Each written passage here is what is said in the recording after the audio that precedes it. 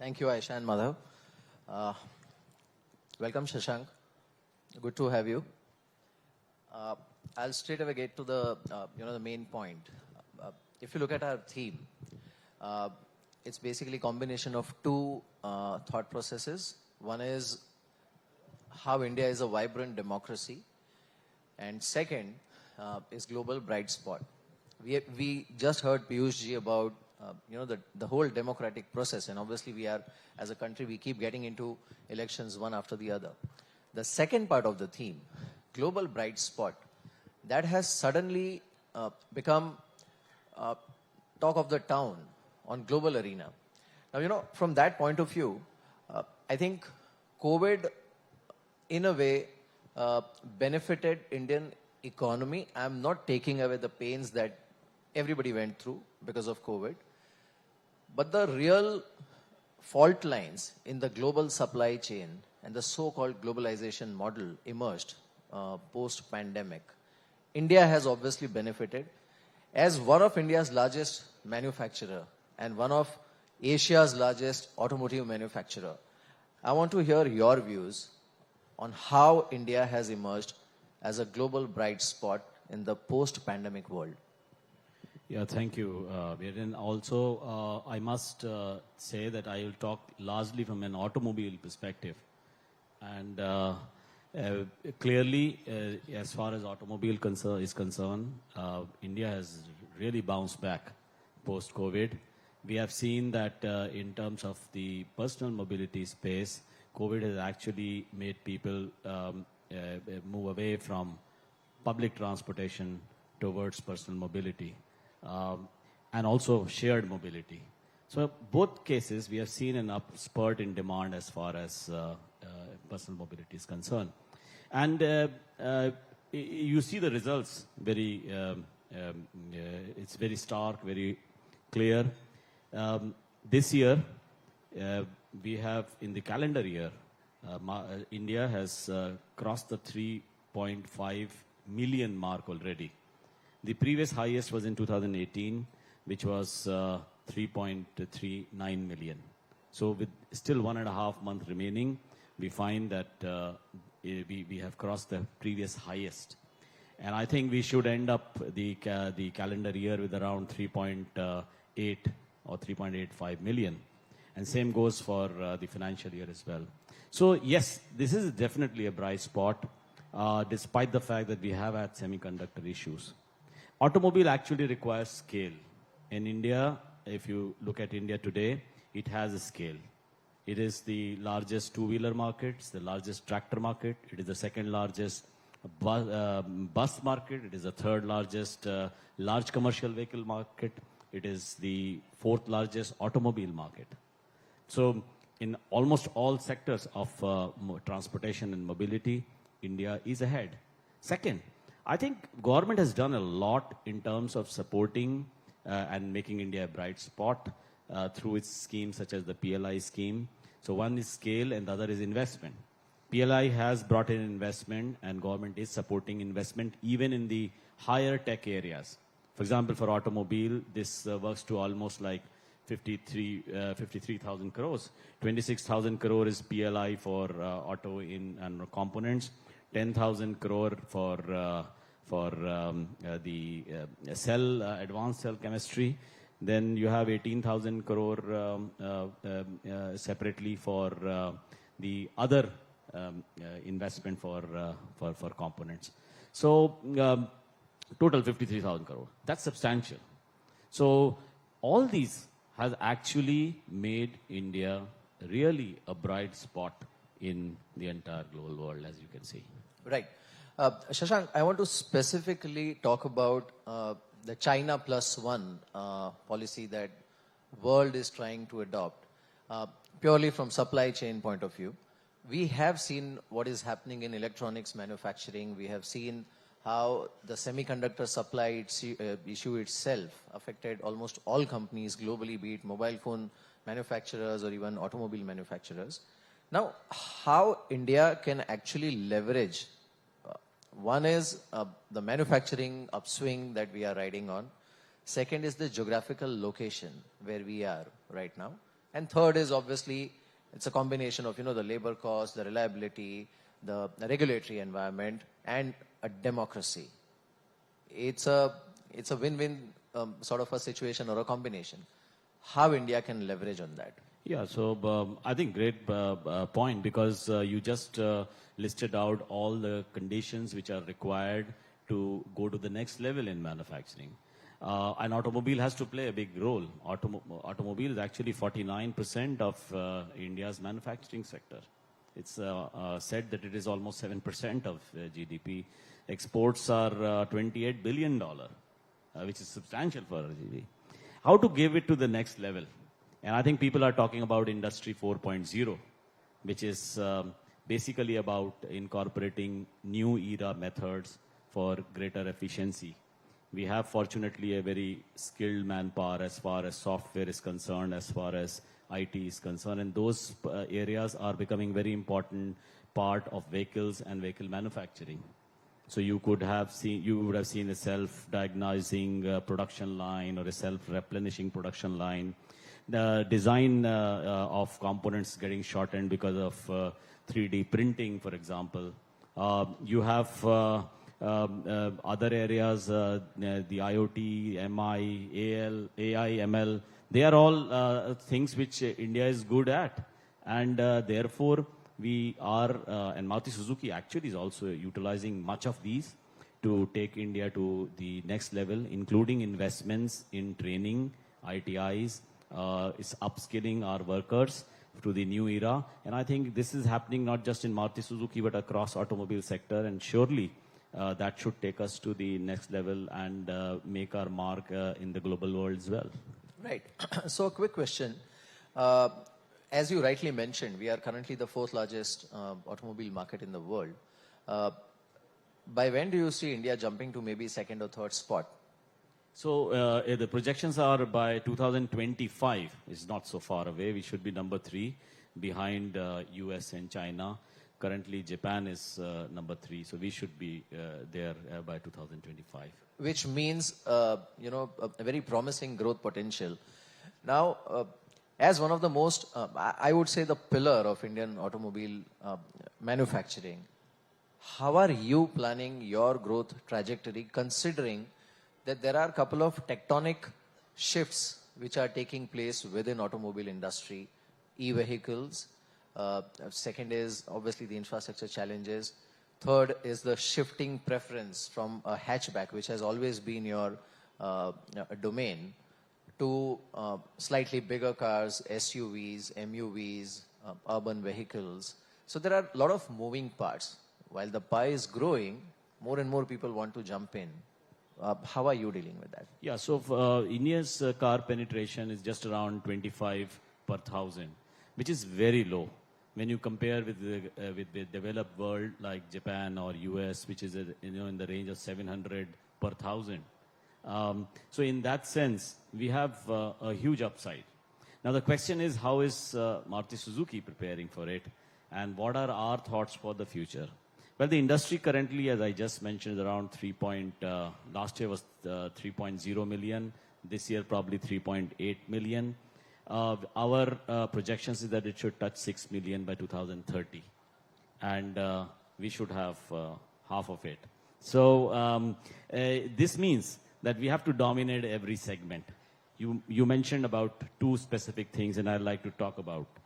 One is small cars. Small cars, is true that the small car percentage of the overall market has come down from about 45% to about 36-37% today. SUVs have gone up from roughly around 16% 5 years back. Last year it was 40%. This year so far about 42%. There is clearly a shift for consumers to prefer design elements of the SUV, the bold upright stance, the high ground clearance, and the maybe flexible usage of interior space. But, Piyush ji was also mentioning a few minutes back, India is a very young country demographically. So in India, 65% of the population is below 35 years. We have a large number of people coming into the workforce. First-time buyers are roughly 45-47% for the last 25 years. That's really consistent and very strong, some of the highest percentages in the world. So the demand for personal mobility and personal transit will be there. Only thing is, how do you tap it? Currently, in the last 3 years, it has come down, as we just mentioned, because of the affordability factor coming down, prices rising faster because of commodities, regulatory stringency, and so on and so forth. And I am sure that going forward, that sector will also jump. By the way, it is last year, it was 11 lakh 60,000 in the market of 30 lakh. SUVs were 12 lakh 30,000. So there's not such a big gap. So we have to dominate all these segments if Maruti, and that's our plan for the future. You talked of EV, and I think here everybody does have some opinion on EV and the direction in which take. The consensus in the industry is that EVs will become mainstream going forward. So it's not a question of whether, it's a question of when. You believe so? It will become mainstream in a Yeah, country so, like India? Yeah, so I'm coming to that. So there are different projections based on different things, electricity requirement, price, the battery prices coming down, the whether in India EVs are really contributing. So the tailpipe emission might be low, but the well-to-wheel may be high because you produce electricity from thermal sources which might be polluting. So you might just be shifting pollution from tailgate from the tailpipe to somewhere else where you produce electricity. But even we assume that later on India will produce electricity through renewables. Even if you assume that, the cost of battery is not yet come down the way it was planned to. And as a result, most of the analysts are predicting that by 2030, the penetration of EVs in our country would be roughly 17%. So out of those 6 million of 2030 market, 1 million will be EVs. And I think the road to that, and if you just make a simple calculation here, 6 million, 5 million will be ICE vehicles. What do you do about those 5 million vehicles? You need to do something about emission, right, for the environment. So we believe that it is very important to make sure that the existing vehicle are made more fuel efficient. And you can try different technologies. In other words, you can be technology agnostic for reducing emissions, like CNG, like biogas, like flexi-fuel, like hydrogen technology. All technologies are available. And today, if you see, CNG, Maruti Suzuki has just crossed the 1 million sale mark in CNG. That has saved 1.1 million ton of CO2 emissions. So our thinking is that the way to electric vehicles will be through electrification, that is through the hybrids. Right.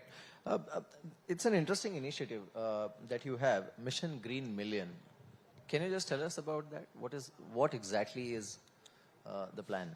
So I just mentioned Mission Green Million actually talks about the mission to produce environment-friendly vehicles, whether it is through CNG or whether it is through flexi fuel, whether it is biogas, whether it is other technologies that are available. Very recently, we introduced the strong hybrid technology in our Grand Vitara. It's a large SUV, but it gives you almost 25 kilometers to the liter. In fact, the rated figure is 27 kilometers, 27.7 kilometers to the liter.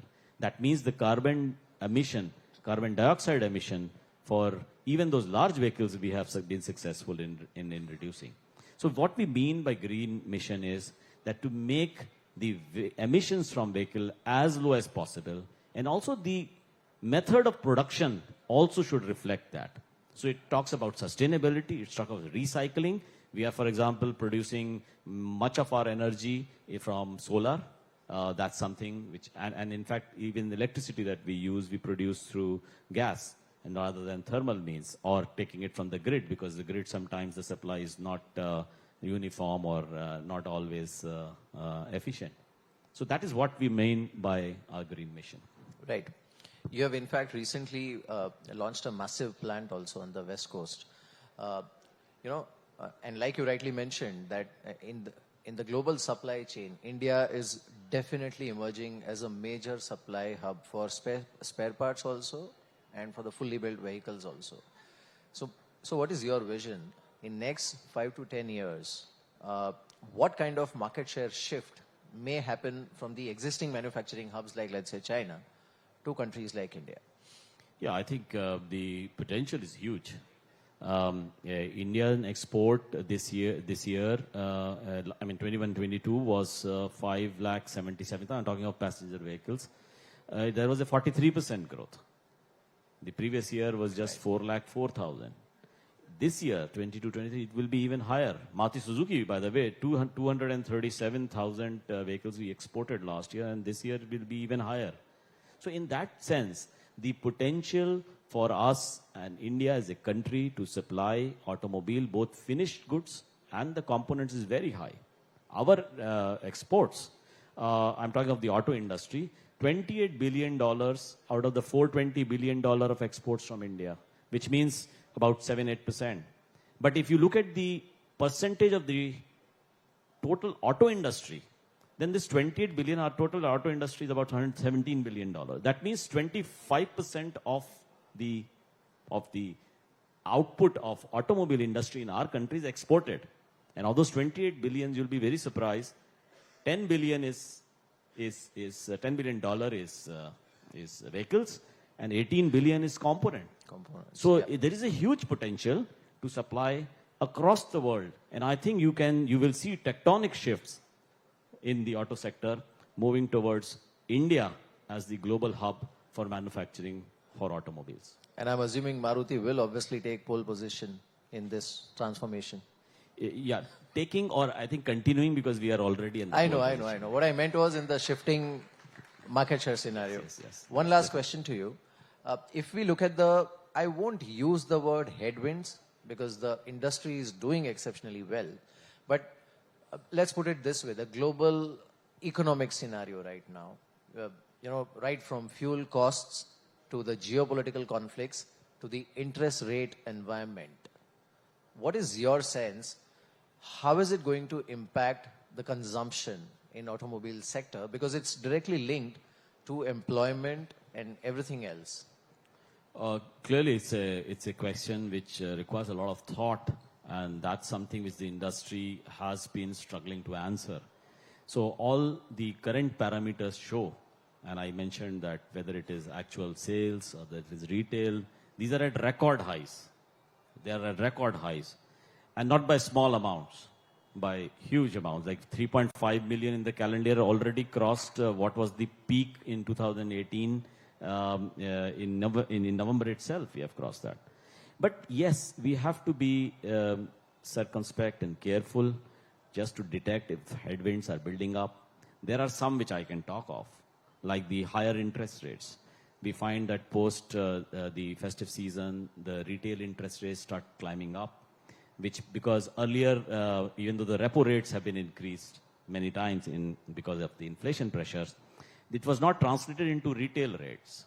Now, they are now reflecting in the retail rates as well. So that's one headwind which I can think of. Second is, I think, since the auto industry is very closely related with the GDP per capita growth, which is the economic growth, it's to people who are mathematically oriented, the correlation, the R square factor is 0.983, which is a heavy correlation. So obviously, anything which impacts negatively the economic growth will negatively impact the auto growth also, as far as domestic consumption is concerned. And we are seeing that there is a downward revision in some of, as the conditions emerge. Third is in response to the inflation, which is very sticky. Hopefully Q4 will be better, but still high. We have seen these repo rate increases. And that might affect the liquidity going forward. In trade, in automobile trade, there is a huge requirement of money capital, especially if you see retail financing, whether it is inventory financing.